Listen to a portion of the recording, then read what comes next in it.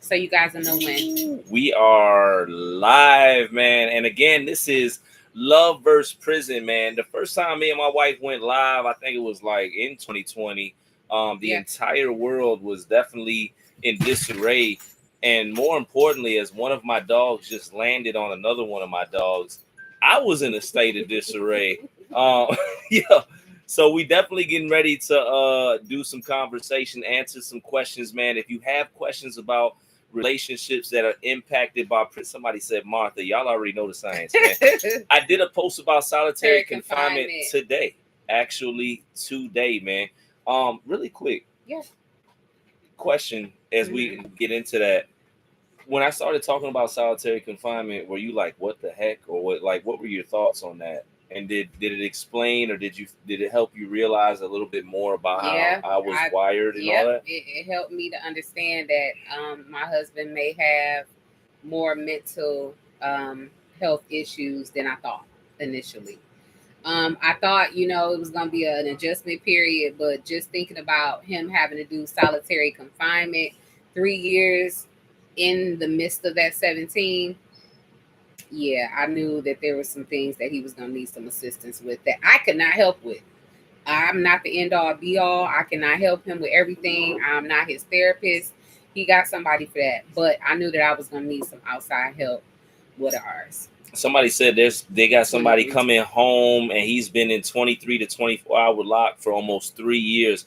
What are some things right off bat that you tell? I did a post today, 3 things that allowed us to be successful in our marriage. But Mm-hmm. what are some things right off you want to tell the quote unquote prison wives? Y'all are just wives, by the way. It's not prison wives, but for the sake of the conversation, what are some things you'll tell the prison wives? Especially, it sounds like her dudes in lockdown, 23-1 right now. Yeah, if this is the person that I follow too, by the way, I think the young lady's actually overseas. She comes back and forth to LA.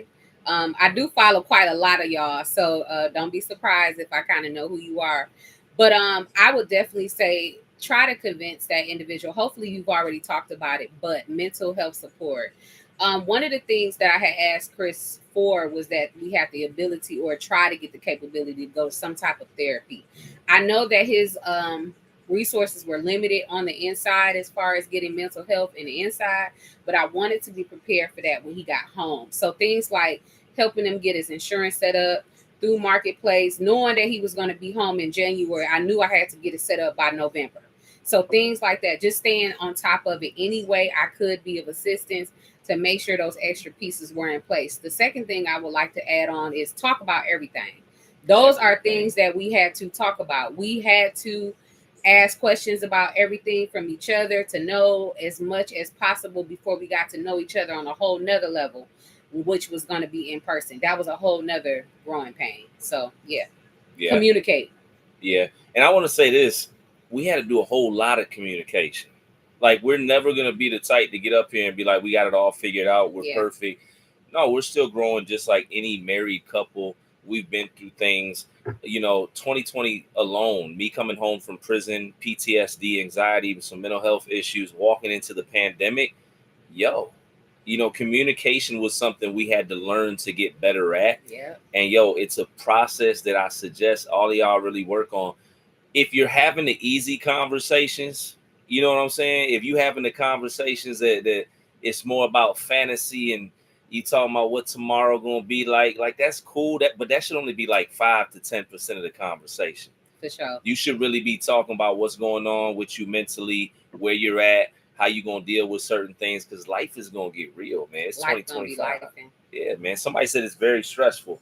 It is very stressful on both ends. It was stressful for us both. Yeah, on both ends, man. Somebody said where the Keefe at. I drank the Keefe earlier, man. I did a post, by the way. And make sure y'all put in the post which is better, yellow bag or blue bag. But anyways, Nasir says yes, communication is key. My husband and I are working on a lot of things now before he comes home.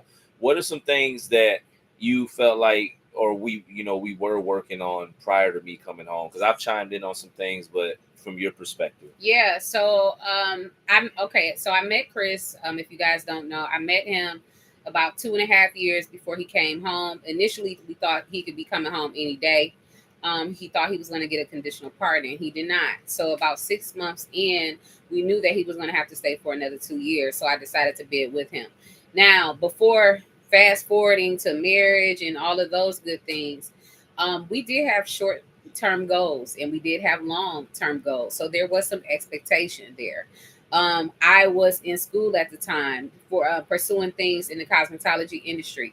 He did not know anything about that, but he knew that that was something that I willingly wanted to pursue. Yeah. So I know that you guys have heard him say we owned a cosmetology school. Fast forward or rewind back then, I wasn't even an instructor yet. I wasn't even a licensed instructor yet, let alone having a dream of actually having my own school yet. When Chris was locked up, he decided to enroll in the barber program. It was a pilot program on one of the institutions he was. So that was something that we worked on hand in hand as a team. He did not even want to finish it at times. It was times I had to kind of push him through. I remember he was sick of the class. 15 times he wanted to drop that class. That class was crazy. So, but I'm glad I stuck it through. And shout out to yeah. my class. Shout out to my instructor who was locked up with us. Shout out to Mark Allison, man. Yeah. Yep. So those are some of the things that we put into play. We had short-term goals. We had long-term goals. We had a 2018 list of goals. We had a 2019 list of goals. I put it on my refrigerator. Then when he came home in 2020, the 2020 list that we had made in 2019 was already on the refrigerator. Yeah. So we had hit that whole goal list, I think, with the exception of like one item. Appreciate that, Thug Bot. His first year home. So it's always about consistency. It's always about discipline. And you have to have these types of conversations. You got to be real with one another. You got to motivate each other. Or y'all just running in place and y'all not going to go nowhere. Somebody said he married already, man. I still can't find it. It's not funny, but listen, yo, when you got somebody out there for you, yo, I don't know, I can't really explain it, but you definitely gonna get connected, man. That's what I'm gonna say. Life has a funny way of working itself out like that. It does. Somebody said we started studying together to get our degrees in psychology. Best decision ever. That's fire. Excellent. Tell him to get his joining certified period specialist, CPSMH, man. It's like a 1-week certification. It allows him to work in the mental health field, and he has to have basically been incarcerated. Hey, Leila. You know what I'm saying? Somebody said, hi, Chris, question, what would happen to me if I did jail time? I'm 30% handicapped. Man, I will say that, and we'll just take a sidebar and then we'll jump back into Love vs. Prison. Sidebar. Shout out to bro. I never seen anybody that had a disability get picked on. I've been on prisons where individuals were in wheelchairs, etc., and nothing ever happened to them. And I was on level 4s with guys, level 2s. I even recall one guy that was like, he had some mental health issues too, and he was trying to pick fights with guys while he was, unfortunately handicapped or unable to walk. But guys were just like, bro, just go over there. We're not even. So, I'm sure there may be an exception to the rule, but for the most part, typically, believe it or not, guys locked up do not go after people that have disabilities. They do go after other groups of people, though. I'm just being fully transparent, man. But that's it, man. Yo, what, you got a question for me? No, I don't have any question. I'm looking out because I'm looking everywhere. She the worst co-host ever. I'm not a co-host. I be waiting on a question. I gotta ask. I want to answer some questions too. Listen, answer away. They here for you. For me. They saying that your videos are helpful. They not here for me. They here for us. No, she's the best co-host, honestly, ever. I want to say this too, y'all. If you're somebody that is coming home from incarceration, man, whether you're not or you are, make sure the person you with is really a partner. You know what I'm saying? Like it's cool to get married, but unfortunately, a lot of people get married. They're not partners. They're not best friends. They can't collaborate on nothing. They can't come together to work, And that ain't, you got to be a partner, man. You got to have a partnership. You understand what I'm saying? You got to really have some conversations. And I'll say, unfortunately, but fortunately, the marriage rate, I want to say this, fortunately, the marriage rate is going up, successful marriages. But unfortunately, marriage is a very hard thing. I got something I would like you to expound. No, don't ask me question now. No, I do. Don't pop up with nothing now. I do. Your first year home, because I know how it felt for me as an adjustment, and it's something it's probably the first topic I'm going to talk about, is just adjustment period. But that first year for you home, adjustment wise, please tell these women how it is, how you got to be ready, because it is it's a whole year before. That's a whole anxiety filled year. And then the year after, that's a whole nother adjustment. So yeah, I say if you look at a lot of my pages on social media, and there's a video usually pinned of me walking out of prison, and she's everybody, my mom, everybody's all happy, and me, I'm a psychopath. I'm twitching in the face. I'm numb. Yep, his eye was still twitching. My body had left the prison, but my mind was very much still in there. What I will say is, not everybody that's in prison experiences the same things. Some of us live probably a little bit more of an extreme lifestyle behind prison walls. Somebody that on record was, the member of because of the platforms, I was the member of a car in there. And I was very much stuck in fight or flight because of the things I experienced or witnessed, etc. I spent 6.5 years on a level 4. I spent 3.5 years on a level 3 Greensville Correctional Center, which everybody knows about that. Sussex 2 got closed down. I was on some really, extreme prisons or whatnot. I seen loss of life. I seen everything that you could see. So when I came home, I wasn't right. Mentally, I was ill. That's what I'm gonna say. Mentally, I wasn't right. There's so many men that are coming home from incarceration that they're gonna have some issues when it comes to their mental health. The unfortunate part is, because of stigma, because of society, because we don't want to be looked at as being weak to our lady, to our children, or whatever it is, we don't get the help. We don't say to anybody we need the help. More often than not, we say we're good. But here's the thing. If you want to understand, if you want to know where your guy's mental health is, ask yourself how many times a day or week they're angry or agitated, because that's how our depression, sadness, anxiety, grief, that's how our stuff comes out. It comes out through, you see a dude angry and agitated, he's depressed. Yep. It's anxiety.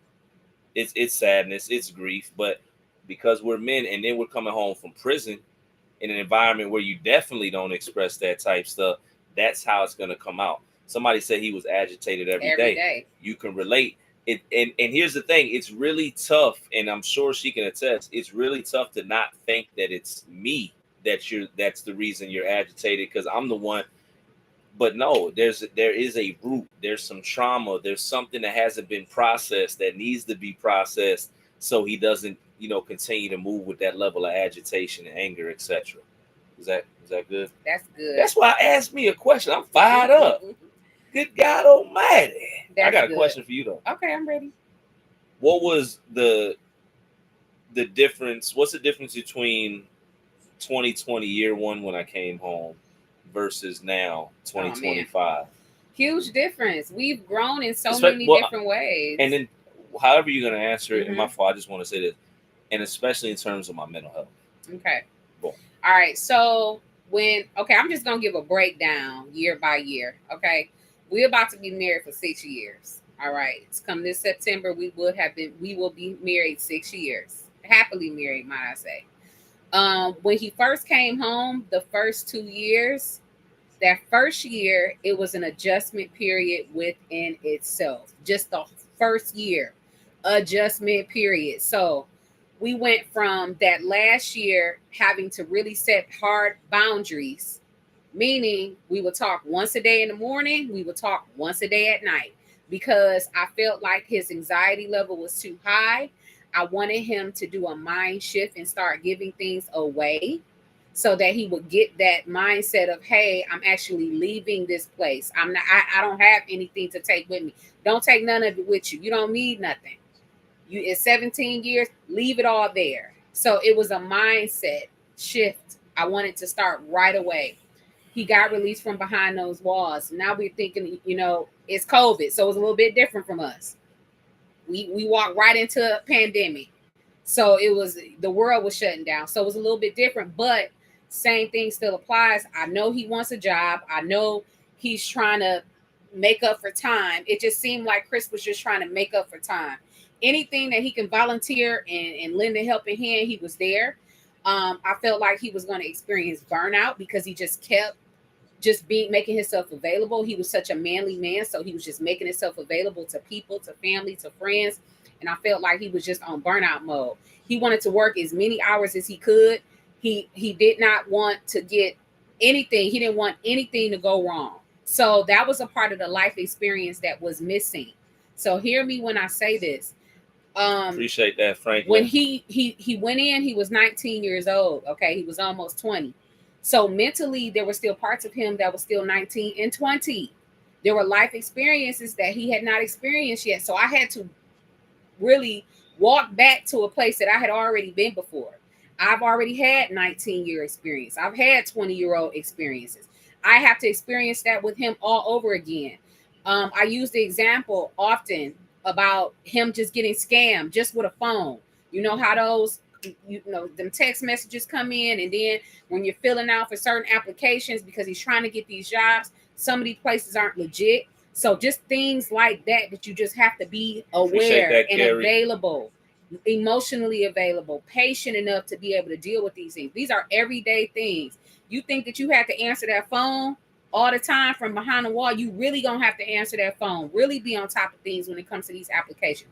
Really be on top of things when it comes to the work. They're gonna call you for everything. Imagine filling out applications and he's never filled out an I-9 form before. He don't know to put 0 or whatever you put in those lines.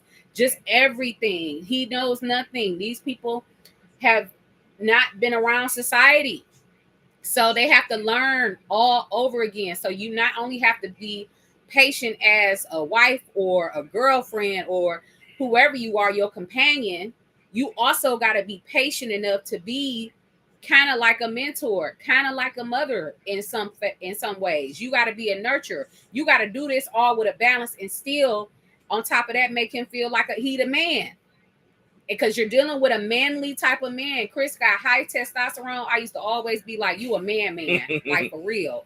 Like you are a manly type of man. So if you're dealing with somebody like this, you have to be mentally prepared to be mentally prepared just for that person. Year 2, getting a routine going on. You still good, but there are still things that you're learning because as the world is turning, Chris used to, he got a flat tire. He think it's the end of the world. He can't believe that this is happening. Yeah, back then it was crazy. You know what I mean? Oh my God, I'm going to lose my job. This is going to go wrong. Every time something went wrong, whereas we used to just, handling the situation, take care of it. Maybe you got AAA, maybe you don't. Things like that, that's going to get to him mentally because he's not used to it. We're used to this kind of stuff. So you have to think about the age that they really went in and the things that even if they didn't go in at a young age, if they've been gone for 5 or 10 years, they're not used to this. So they have to get acclimated to it all over again.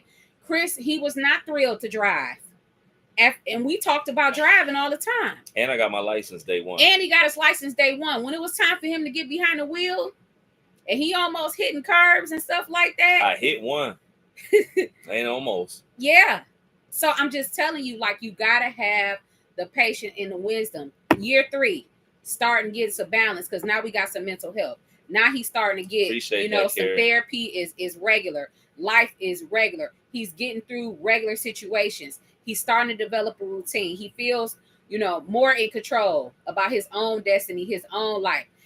Just things are going a lot better, but it takes time. The adjustment period takes time. And you still just went through that whole anxiety period before this. So it really does take time, patience, and love and understanding and choosing each other every day. Because you're going to have some crucial moments. You're going to have some real crucial. It's going to get real, y'all. I'm telling you what I know. It's going to get real. It's my zone. Appreciate that, man.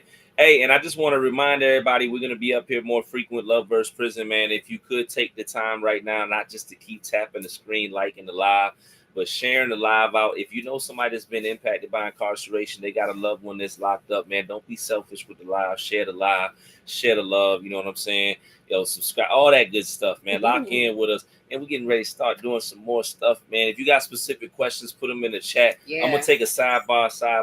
Shout out to old boy, whoever he is, man. I forgot we watch him on YouTube, man.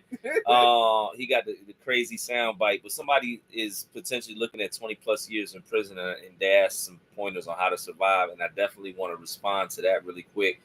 Hey, listen, when you go to prison, the first thing I want to tell you, you gotta be a man. You gotta stand on your own feet. Unfortunately, no matter what, there's gonna be a moment in there, or a few where you're gonna be tested.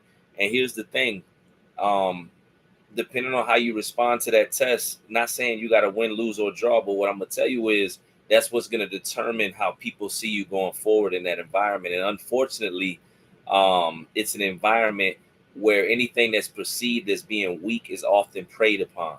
That's just the reality. That's a tough talk, but I want to give you that piece of the conversation because people need to understand in prison, it's a bunch of predators. It's hunters. You can be prey, you can lay down, you could let them, all that. But if you do it once, it's going to happen twice. If it happens twice, it's going to happen 3 or 4 times.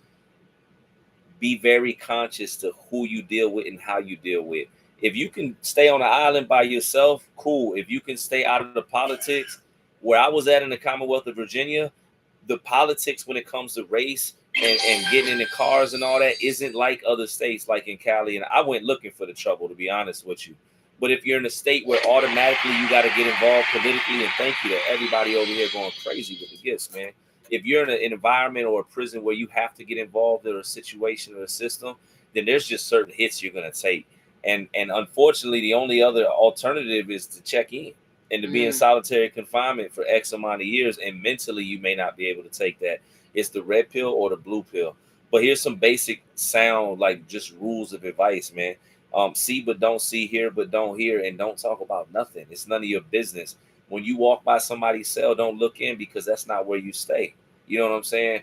Do not get caught talking to the COs. They're not anybody you should be having conversations with respectfully. Before somebody's like, you don't like CO. No, it's not about that. But in prison, if I'm sitting there talking to the CO and y'all see me, you're going to think that I'm telling them something they don't need to know. You know what I'm saying? Don't be the guy that makes the block hot. Don't go into debt. Learn how to go without. There's going to be plenty of nights, unless you just blessed like that, you might be hungry or you know how to hustle. But don't go to the store box, man. Be bored. Learn to be bored. When you bored, work out, read a book. Don't gamble. You gamble, you get your head taken off. That's it. I don't care how nice you think you are when it comes to poker, because me and my homeboys used to be in there lining them all up. They think they playing me. They playing 5 of us at the table. It's not fair in there, man. So follow some basic rules. You understand what I'm saying? And by all means, just try to stay alive so you can get home. And once you get back home, stay free, man. And keep your mind going. Keep your mind going and stay in position, because I want to say this. There's guys that walked into prison thinking they had to do 20 years and they came home in 5 because they worked hard. They got into the programs, they kept the job, and then boom, a law got changed or they put an appeal, whatever it is. But stay in position, man. Stay free, man. Appreciate everybody over here, man. Sharing, liking, loving, gifting, Thank all of that, man. I see y'all fan club, everybody. If y'all want to join the team too, man, because we're ready to go crazy over here. We definitely appreciate that. If you got any questions specifically, please put them in the chat. Let us know what y'all have questions on. If you want any information on anything specifically, I'm over here just resetting this goal over here, man. I appreciate y'all. You got any other questions for me? I got a question for you. Go ahead, I'm ready. Because you ain't got no questions for me. I do. She don't know. What's the Kathy Ripple, Kelly Ripple and her husband up there? That's how we trying to be the hood version of Kelly and Mark Ripple. We getting up there. Literally. Question for you that I want to say is, what is a number one thing now that we out here, now that we away from prison, just in general, man, for the ladies, for anybody that's in a relationship, what's one thing that you worked on with you to make what we got better? Because I've had to work on 5,000. You know what? I had to figure out who I really was. I had to get honest with myself. Um, Chris caused me to really, really dig deep. I felt like when we used to talk on the phone, he would really, really get me very open, and I was very open to being honest and vulnerable with him. So to be perfectly honest, that 2.5, almost 3 years that I sat down and bid with him, it actually allowed me a chance to grow too, because I was celibate at the time. I was working on myself at the time. I had goals. I was working on buying a home at the time. So there was a lot of things that I had to do as far as structure and discipline. He also showed me the true definition of structure and discipline. I've never met anybody as structured and disciplined as him. So he's been an inspiration to me in that area, but it strengthened me too. And then I would say that the third thing that I've actually acquired just from this whole experience is just being healthy and the ability to be in recovery. There's so many ways that I've grown healthier as a person through this whole experience, good, bad, and ugly. It has not always been easy, but this experience and this journey has strengthened me for the better. And that's just wholeheartedly. I'm a look, the man that retired me. Okay. So for anybody who think that this is just a joke, or this might not be for you, well, this was certainly for me, and I would go through hell all over again, because we work hard to get to where we are. You know what I mean? She say she retired, but she still supports. I do. Yeah, the I work. nonprofit. Of course, I work with the Life Unit, but you ain't got to. Yeah. But my thing is this, teamwork literally makes the dream work. And I don't have to work as hard. I do have a life partner. My husband does cover me in that area. And we have been grown and strengthened, and it makes a huge difference because of what we've been through. And we gave each other a chance. We both had to give each other a chance. In 1 month, any advice? Tell the story about leading up to our marriage, Jennifer, if you want. All right. So first of all, before we got married in the visitation room, they tried to ship him off 2 days before. Literally, I'm about to get ready for a flight. And he's like, I'm surrounded right now by 5 CEOs. They trying to ship me up out of here. I told them I ain't leaving. I'm like, whoa, what's going on? I'm just trying to get on the flight. You know what I mean? I didn't even know if we were going to get married. Yeah. So that was a whole big situation. Getting there, there were 5 things that I had asked Chris to do in order to actually take my hand in marriage. One of the things, or the last thing somebody on the said list, they didn't get their wedding. Oh, wow. They moved a week before. See, that it almost happened to us. I went crazy. I ain't gonna lie, y'all. There was one thing that we didn't get to do, which was have counseling together. I was trying to figure it out, and we couldn't. But we actually got counseling on that day from the officiant. Him and his wife were there, and they were actually counselors. So we did get a little bit of counseling in the visitation room. So that was a big deal for us and for me. Secondly, I really wasn't prepared. Well, first of all, I didn't even know if they was going to let me in, because my little arm strap or my arm jacket for the dress, it was too short, and they weren't going to let me in. So that was a big deal. I thought I wasn't going to be able to get married, and I was almost into tears. But the lady, she went ahead and let me through. That was a crazy day.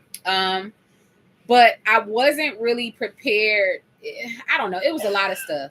The pictures, we had to get the picture where you have to push the button in and hold down the flash, the old school camera. So I let the lady take the pictures of us. Only one flash. That was the first one that I had pushed for. So it was small things like that. Our wedding photo is, of course, in a visitation room. But I think the most heartbreaking thing for that, just to really get to the to the meat of that, Jennifer, is I had to drive home by myself. There was no honeymoon. Of course, he ran to the phone to hurry up and check on me as soon as I got in the car, and he called me. But driving home by myself, going to, I think, there's always like a Dollar General by the jails or whatever. So I stopped by Dollar General, and somebody said, "Oh, you have a really pretty dress on." And it was my wedding dress. You know what I mean? But it wasn't a wedding gown. So it was stuff like that. Yeah, it was heartbreaking. I wasn't anticipating that ride home. When I got up that morning, even to get dressed, his mom was gone. She was gone to work. I was by myself. So it was literally a day. I felt like it was just me and him. You know what I mean? But we got a chance, fast forward, to do it all over again. we had a 5-year vow renewal. I got the wedding that I wanted. So everything was just like I wanted it to be. So we have a day and a chance to relive that moment. And we said we're going to renew our vows every 5 years. So it's okay. I'm glad we went through it, but man, it was hell driving home by myself. I ain't gonna lie to you. And then we didn't have no conjugal visits. So it was once he got home, that's when we got to get it in. I didn't know nothing. He didn't know nothing. We had to wait. 30 years later. Boom. It was really tough. I want to say this to Yeah, how the was lady it for you? well, I would just say the lady that said her dude got moved. I went crazy. Like I'm not saying anybody should do this, but when I say I cussed everybody out on that institution when they said I was transferred that morning from the CO to the warden, I cussed everybody out. Now, what might have saved me is I had some mental health stuff in my jacket, so and they also knew that I was coming down from a level 4, and I should have never been on a level 1. I don't know how I ended up there, but they let me get married to my wife, but they shipped me the next week immediately. The next, like literally 2 days after. They got me up out there 2 days after he was gone. Yeah, but I mean, the blessing was I had to advocate in the moment so we could still get married. But I just want to speak to the fact that they often do that. Yeah. You're not the only one, and unfortunately, man, I just same way they play with people's visits, they're most definitely playing with people's marriages. Man, they playing with people's lives. Yeah, real, people's lives. Up. You know what I'm saying? Up. For me to get married in the pen, like I was grateful because I knew I wanted you to be my wife. I was not happy because of the circumstance, which I had already told you. But we made a decision, and that's what you do. Stood on that. When you know you want to be with somebody, you make the decisions that's going to allow you to do that. So I understood the moment. I wasn't good with knowing, like she said, she's driving back from the prison. We get married in a visitation room. We got a CO, watching over us while, and not that, it's a horrible situation.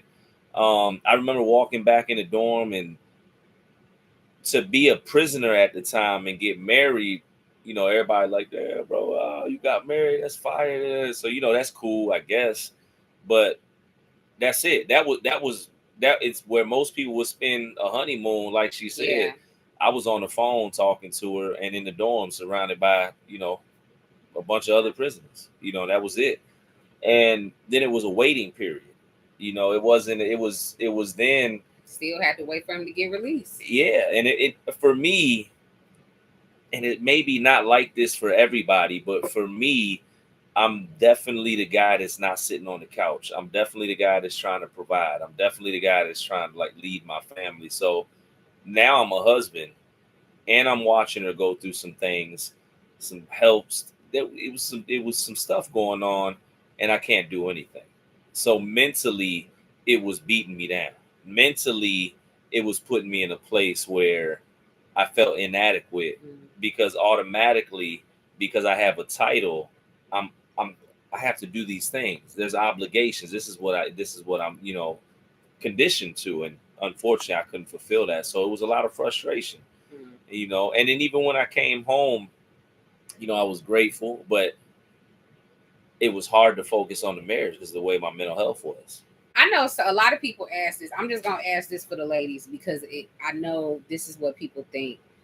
A lot of people I would say people that was not afraid to speak up how they truly felt. But one of the things that everybody always says, how did you know your husband wasn't going to cheat? Or how would you feel if your husband cheated knowing that he'd been locked up that long? You know what I mean? Can you speak to that? I don't think that's nothing for me to speak. That's a question for you. How would you, if your husband? Well, people always, Chris never cheated on me. That ain't no question. I can't answer that. I'm not saying we ain't got other issues. Yeah. But infidelity has never been one. My mental health wouldn't allow me. And I was gonna say that mental health of the person, I'm gonna tell y'all something. I don't know too many cheaters that did time in prison. I'm just saying. I'm speaking what I know. I do. I don't. Not personally. Not from your. I'm about to say not from your circle. Not from your. I want to be clear. Not from me and mine. But I would say hands down, unfortunately, there's a lot of guys in prison that play with their relationships. Yeah. They not serious. If they not a stand-up guy is what I would say. Because I'm just saying because there's a stigma. I think this I don't as somebody that was locked up, I don't think it's a stigma. So what is it? Because I hear that from women all the time. I'd say a good percentage of, unfortunately, of the men and probably women that are incarcerated, they not really committed the way that they think they're committed when they come home. What it is they're falling in love with the fantasy. They may even feel like they're gonna be a certain way, but you don't know. And that's even for me, though I didn't have issues with that problem, but ultimately you don't know who you are after doing 15 years, 10 years, or whatever in prison till you come home. And that could be a word to the wise. Our issues were not that. My issues was my attitude, my mouth, because I was used to being in prison. And I'm transparent. I speak to young men about that all the time now. That was what it was. But yeah, unfortunately, I just want to say I'm not the guy that's sitting here and telling everybody that all these relationships work because everybody's got good intentions. That's not the truth. I used to sit in there and listen to guys on the phone spitting straight game, and not to mention, well, I ain't gonna get all in it, but man, guys used to have multiple females in there and everything, just like the streets. So no, I don't think it's a stigma. I think it's what it is. Whether somebody's locked up or free, you either gonna be about your relationship or you're not. That's it. There's a reason everybody's not married, and there's a reason all relationships don't last. So it's not limited just to people. No, in prison. It's just people. It's just people. But facts. But at the same time, though, coming home from prison, you got to know this respectfully to the ladies out there. When we're inside prison, our vision is limited. We only see what we see, right? And if you're the first woman that has given him attention, companionship in that environment, right? Unfortunately, or fortunately, he could become attracted to you, but that may not be who you really want to be with, or who he wants to be with. Somebody's saying block Truth Panda. Okay, I block him right now. And the best way I can break that down is when we're in prison, all we can do is from commissary. When we come home, we can go to the grocery store, and that's what happens. And everybody needs to know that, because I will say this: everybody does not need to get married while their person's still in prison. I believe that. Yeah, but it can work. We're working. We're right here. I don't want to be like the super negative storm cloud, but I just want to be. I'm straight up, man. I'm non-biased. Both sides got to do better. Everybody got to do better. We all struggle with certain things. But... And that's the thing. I just feel like it can work. It can work, but I do, like you said, people are people. So it don't matter if they behind the wall or not. Yeah, people are people. People gonna be. Either people. Your intentions are to be with that person and work with whatever that person through whatever, up, down, in between, or you're not. Or not. You know what I'm saying? You're playing games, and that's it. And I'm gonna tell you this: 2025 is not the time to play games. If you got a soldier, you got somebody you could really ride with, that's been through things with you. And to my fellas, I really want to say this: if she was with you and you was making 27 cents an hour, that means something, because all you had 17 cents. Okay, all you had was your word. You know what I'm saying? And that woman, she seen the potential in you. So man, be patient if you come home, because that's what I hear that I often don't like. And I'm just, And I was happy. My husband was on the back of the garbage truck when he first came home, y'all. Man. I was happy. I kissed that man through the door as soon as he came through that door running. Got that COVID and I everything. I didn't care. He was but through the COVID and all that. He was my hero. So for me, it's all about that support. It's all about letting that man feel recognized, being there for him, being that rock, being supportive. But it does take a great deal of patience. It's not easy. I'm telling you, it's not for everybody. It's not for the weak. I done seen people fail out the gate. Some people ain't even made it 2-3 months. Yeah. Like, real talk. Like, you really have to be committed. These are all the things that y'all need to talk about prior to everything. Anything you can talk about, you need to talk about it. Because when y'all do make it, you know what I'm saying? Because of the things that you've been through, y'all will have the strongest marriage, man. Y'all will have some joint that's unbreak. Anything else is thrown at you. So, all the time. You know what I'm saying? Garbage waste control definitely pay well. Shout out to all my waste man. He made good money. I was with making benefits. my pay, my benefits, attendance pay. I was on the back of the truck and I was driving, delivering garbage cans. I let y'all like on the low. Video. On the, listen, I hated dealing with the trash, but to come home from prison and be free and just hang off the garbage truck like a kid back in the day. Because when you're growing up as a kid, you see the garbage, yo, crush it. Now you get to do it in real life and you making money. Anyway, shout out to Waste Management, man. But seriously, y'all, I don't want anybody to ever, because we're going to give you a really transparent perspective of Love versus Prison. Yeah. Our message when we get up here is it's in support. We want these relationships to last. And just they can work. They really can. But they cannot work too. And we have to give y'all the raw. My wife is clouds and butterflies. I said that 2 years. That first 2 years was rough. The first 2 years we was like rough. Brad Pitt and Angela. What's that movie? Mr. and Mrs. Smith.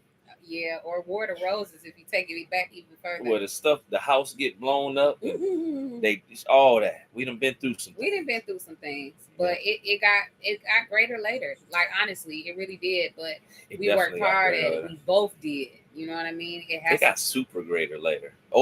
As we continued each year, and a lot of it, my mental health got better too, y'all. Which goes back to the mental health support. Yeah, yours too. Mine too.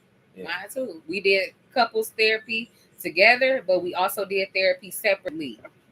He went to therapy, I went to therapy, then we go together. So yeah, and we still doing therapy to this day. Gotta still do therapy. Yes, gotta stay in therapy. Yeah, man, we're getting ready to bring this to a close, man. It's been fun, man. We getting ready to get up here. If there's a time y'all would prefer to see us, you can put that in the chat. If your time and day, if you've been impacted by incarceration, I want to ask y'all to put something green in the chat. I forgot if I asked y'all. I always like to see that as a reference point. And if you want to put where you're from, because it's just fun to see that, man. We got people from Ireland in the chat right now. We got people from all over, man, showing love. I appreciate that, man. I see y'all. I know on behalf of the Willers, you know what I'm saying, Team Willers, we really do appreciate each and every one of you that's supporting. And I miss y'all too. I've been working on some things. She getting ready to get cranked up. That's what I'm saying. What up, though? I see Detroit in the building, man. Oh, what up, though? Listen, I want to say this again. Without y'all, nothing is possible when it comes to getting this message out here. We really just want to educate, advocate, inspire, and not for nothing, man. Take care of that mental. Yeah, take care of that mental, y'all. And not for nothing, y'all are really helping change our lives, man. The key to it all that we figured out is, every lesson we learn, we teach to others. We just pass forward because people are teaching us, people are mentoring us, and we're grateful for that. So we just trying to, reciprocate. Is that the word? Yeah. Cyclical nature. I don't know. But nonetheless, man, I don't know. Hey, tomorrow is Father's Day. Happy Father's Day, man. To all the fathers, man. And to all the people that are impacted by incarceration, we see y'all, man. And we appreciate y'all. Keep fighting for it. Lock into the content. Please share, like, comment, subscribe, tap, whatever, repo, share. I don't know, all that good stuff, man. Interact, engage, so we can get the message out there, continue to amplify. Any last words for Love versus Prison? Man, I love y'all. Be on the lookout for the bid room coming soon. The bid room with Miss April Willis. The bid room, not the bedroom. The bid room gonna be fire. I already know. What is that? You want to give a spoiler, or we gonna wait? No, we gonna be talking all things prison, but I'm gonna bid with y'all ladies so y'all can, or just for companions, the ladies. But specifically, but it's for companions. Period. We don't. We had the fellas. We got something going. We don't need the bid room. We have burpee sessions. I don't know. We have some type. I want to be a part of that. Yeah. Straight. But no, man. Make sure y'all check out my wife's page, Miss April Willis, man. She gonna be coming with the bid room. I'm excited about that. And until next time, man, y'all stay free. BID. BID. Bid. Peace.